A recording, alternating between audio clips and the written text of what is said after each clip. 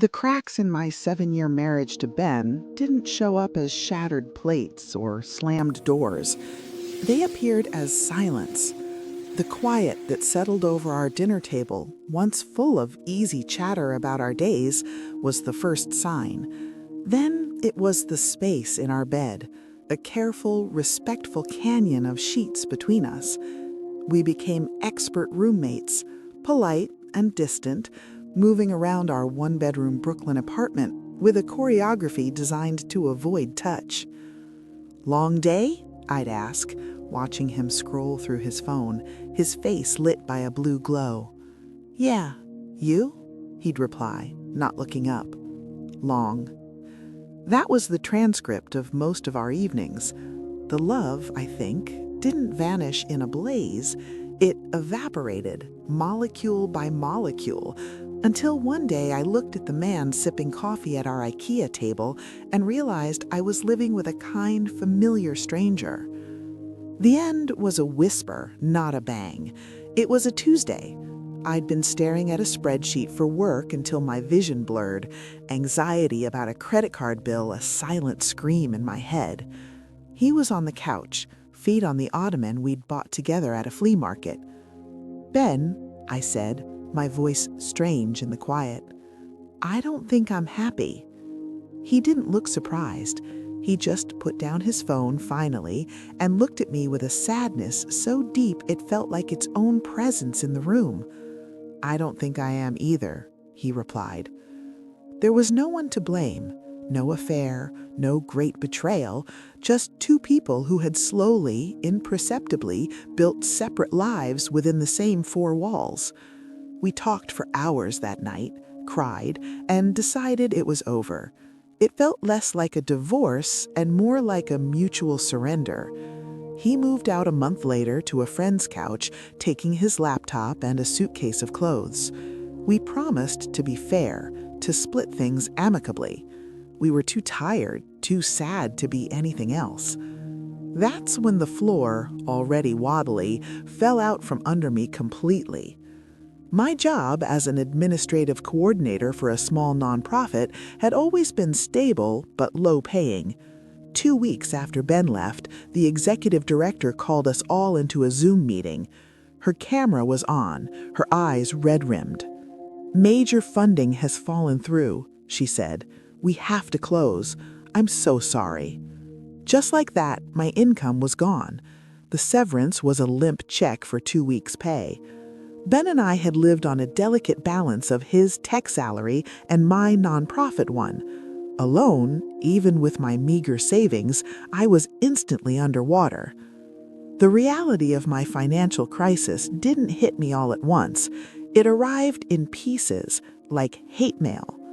The first was the rent. Our $2,400 a month apartment was now mine alone. I stared at the number in my online banking app and then at my savings balance and felt my breath shorten. I could make it 1 month, maybe. Then the utilities bill came, higher than usual. The credit card statement with its cheerful minimum payment due of $120 felt like a taunt. I opened my fridge. It was almost empty. A jar of pickles, a half-empty bottle of seltzer, a lemon turning blue with mold. I needed groceries, but the thought of swiping my card for even $50 made my stomach clench. I became a ghost in my own life. I stopped answering texts from friends. "How are you holding up?" they'd ask. How could I say, "I'm starving and terrified, and I'm calculating the calorie-to-cost ratio of a bag of rice"? The shame was a thick wool blanket smothering me. I'd been a competent adult, a wife, a professional. Now I was a statistic, a click away from a "How to Survive Financial Ruin" article. One Wednesday morning, I stood in the fluorescent glow of a discount grocery store holding a $6 bag of coffee and a $4 gallon of milk. I had $43.17 in my account until my unemployment check, which I'd finally humiliatingly applied for, came through. The coffee wasn't a necessity, But the thought of facing the empty, silent apartment without the ritual of morning coffee, the one small pleasure I had left, broke something in me. I put the coffee in my cart. Then, walking to the register, my vision blurring with tears, I put it back on the shelf. I bought the milk, a dozen eggs, the cheapest loaf of bread, and a bag of dried beans. The total was $11.08. I cried the whole drive home, hot, silent tears of grief for a $6 bag of coffee. The loneliness was a physical ache, a coldness in my bones no heater could touch.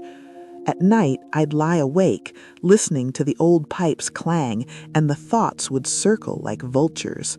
You're a failure. You're 32 and you have nothing. You drove away a good man, and now you're going to end up homeless. I applied for jobs, dozens of them, for positions I was overqualified for, underqualified for, anything. The rejections, or worse, the silence, were tiny paper cuts on my soul. My one lifeline was my younger sister, Maya, who lived in Ohio. She called every Sunday. "Let me send you some money," she'd plead. "No," I'd say, my pride a brittle last defense wall. "I'm okay." "You're not okay, Chloe. Your voice sounds flat. Please." One Sunday, after I'd eaten nothing but beans and rice for 3 days, and the power company had sent a disconnection notice, I broke. "I don't know how to do this," I whispered into the phone, curling on my bare floor. "I'm so scared all the time." She didn't say, "I told you so." She just said, "Give me your account number right now. This isn't charity, it's a bridge. You'll build a new one and pay me back when you can." Her transfer covered that month's rent and bought me 2 weeks of groceries. The relief was so profound it felt like a new kind of pain. The wall of pride crumbled, and in its place was just raw, humble gratitude.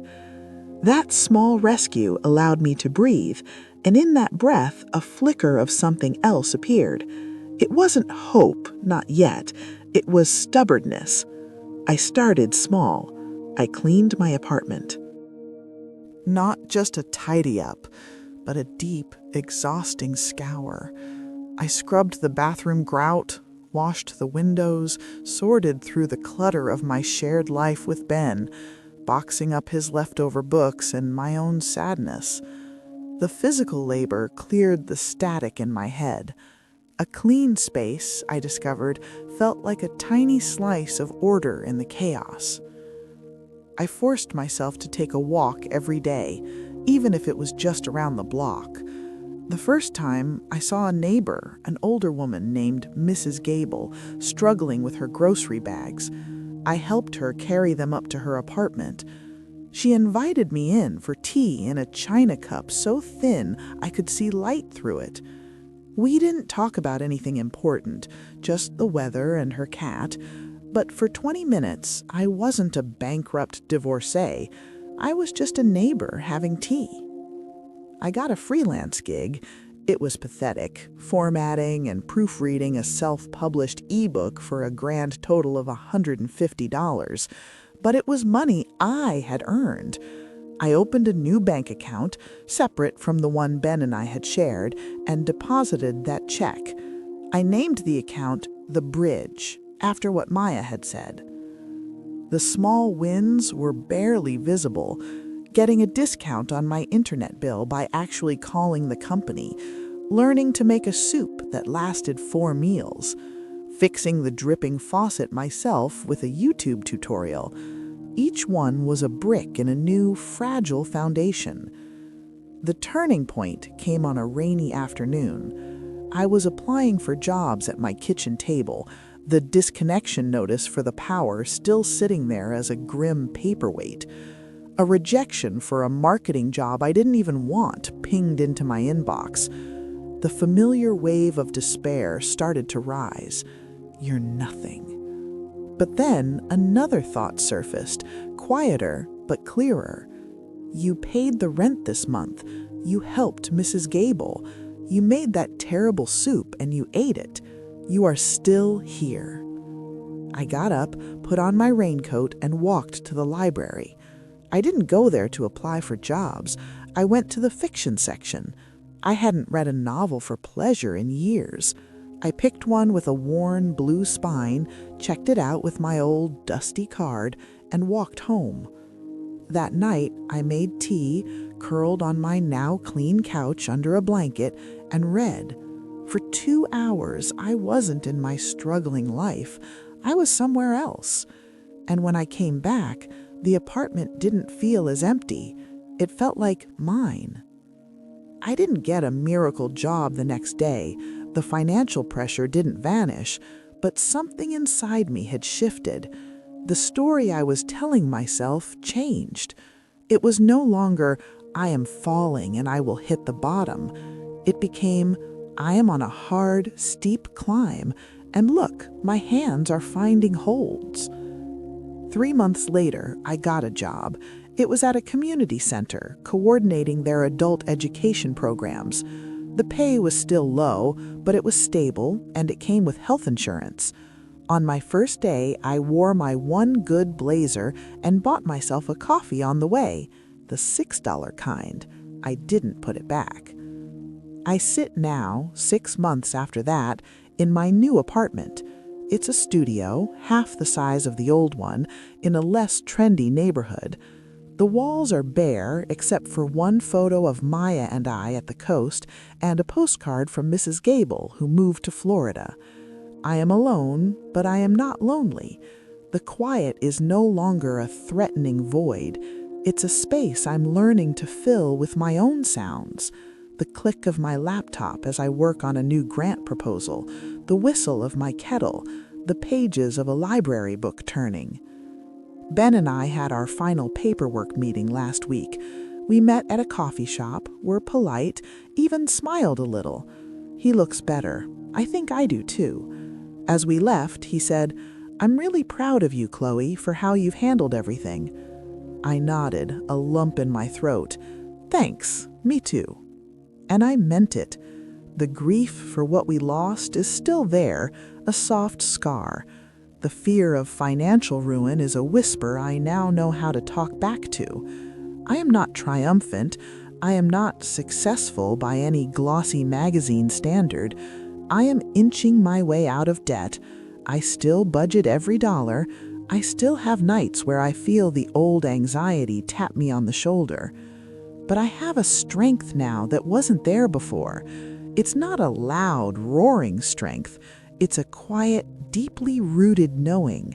I know how to survive a silent dinner, a disconnected phone, a bare cupboard.